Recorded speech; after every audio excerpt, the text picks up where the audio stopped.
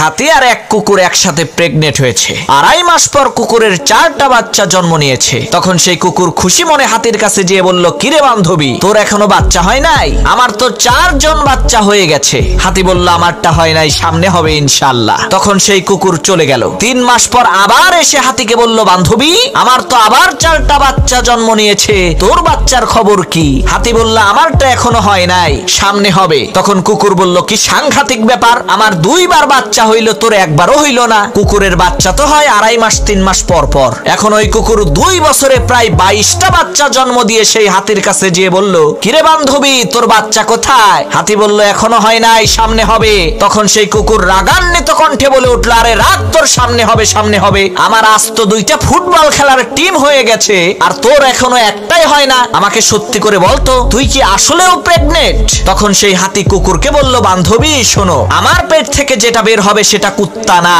সেটা হাতি।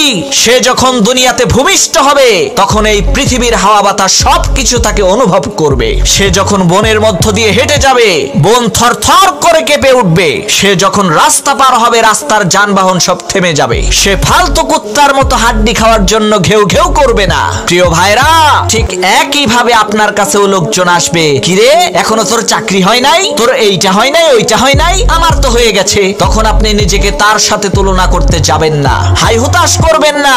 বলে দেবেন, আমারটা কুত্তার বাচ্চা না যে 2 মাসেই হয়ে যাবে, আমারটা হাতির বাচ্চা, হইতে একটু সময় লাগবে, ওয়েট কর, সামনে দেখতে পাবি।